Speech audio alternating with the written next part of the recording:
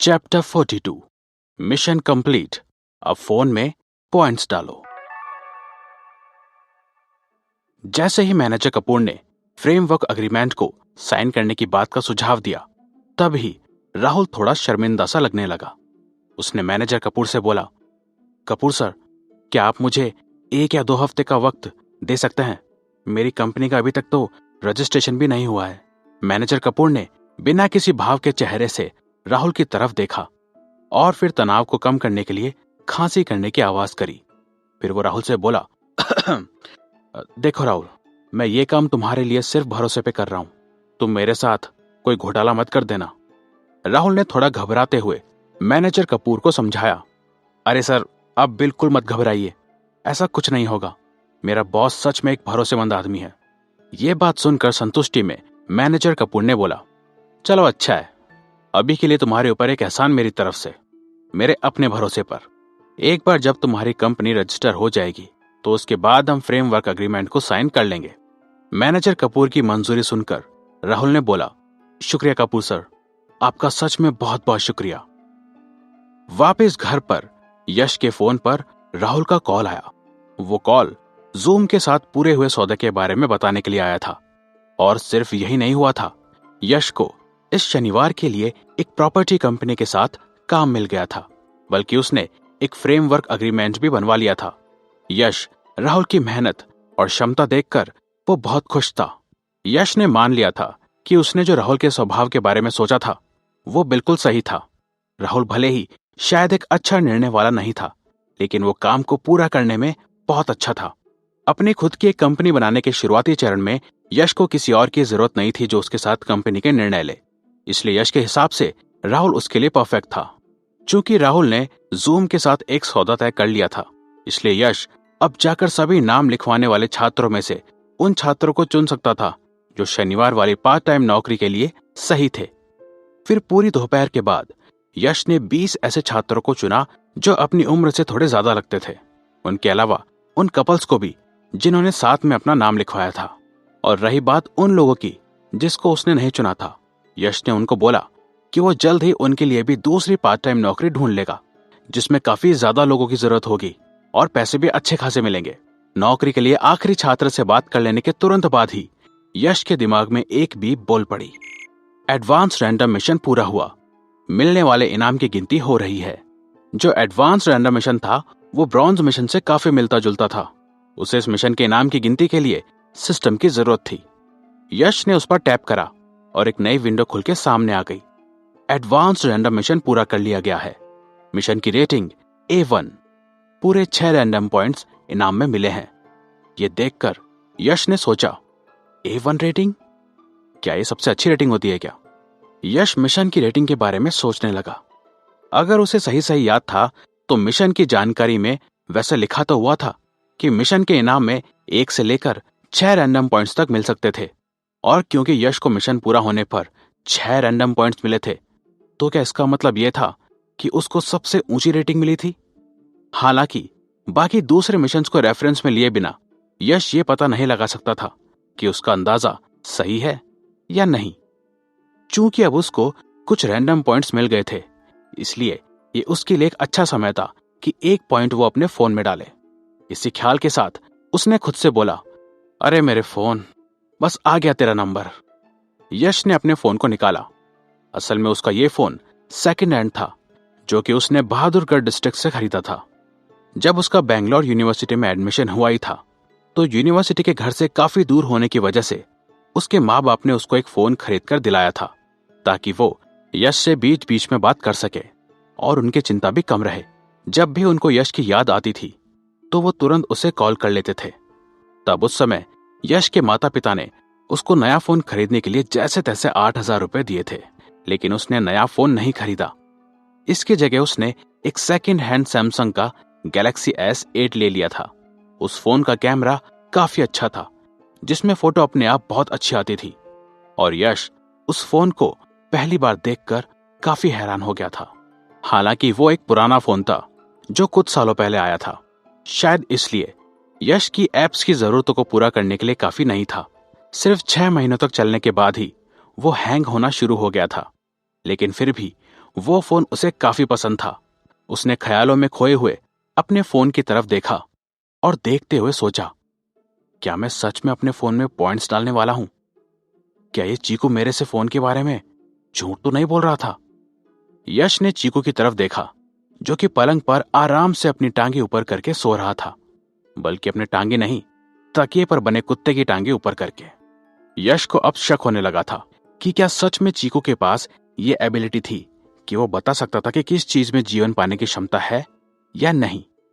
यश ने चीकू को अपने हाथ में उठाया और उससे बोला, अरे उठो, मुझे तुमसे कुछ जरूरी बात पूछनी है। तकिए पर बनी तस्वीर का कुत्ता थोड़ा सा हिला और फिर उसने अपनी पीठ दिखाते हुए अपना सिर दूसरी ओर मोड़ लिया और बस नींद में खर्राटे मारता रहा। यश ने तकिए को पलट कर देखा तो पीछे से वो बिल्कुल खाली था। ये देखकर यश ने सोचा, ये कमीना अपना मुंह भी छिपा सकता है, बहुत बढ़िया है। यश ने फिर एक बाल्टी को पानी से भरा और चीकू को उठाकर उसमें फेंक दिया।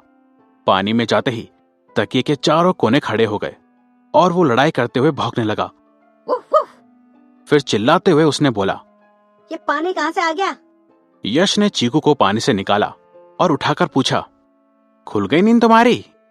चीकू बड़े गुस्से में यश को घूरने लगा कि जैसे कि उसे अभी कच्चा चबा जाएगा, और फिर उससे बोला, यश, मैं पूरे 2 दिन से बिल्कुल भी नहीं सोया हूँ।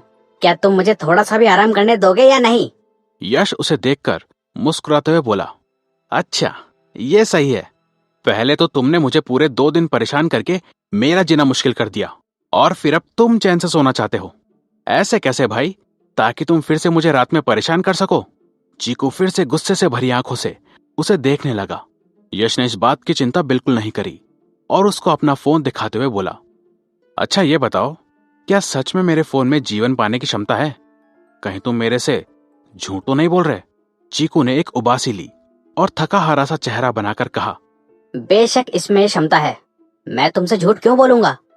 यश को उसकी बातों पर विश्वास होने लगा। उसके मन में आया कि उसकी शक्ल देखकर तो ऐसा लग रहा है कि ये बात एकदम सच है। उसे लग रहा था कि वो थोड़ा ज्यादा सोच रहा है। चीकू देखने पर सच्चा और कॉन्फिडेंट लग रहा था, इसलिए यश ने फैसला कर लिया कि एक बार तो एक कुत्ते उर्फ तकिए का भरोसा कर लेगा। अब तो वो अपने फोन में पॉइंट जरूर डालेगा।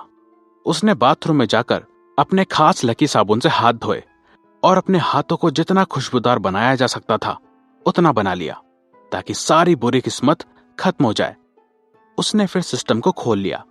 उसके घर में लगभग हर एक चीज के ऊपर बाईं ओर के कोने में एक प्लस का निशान बना हुआ आ रहा था।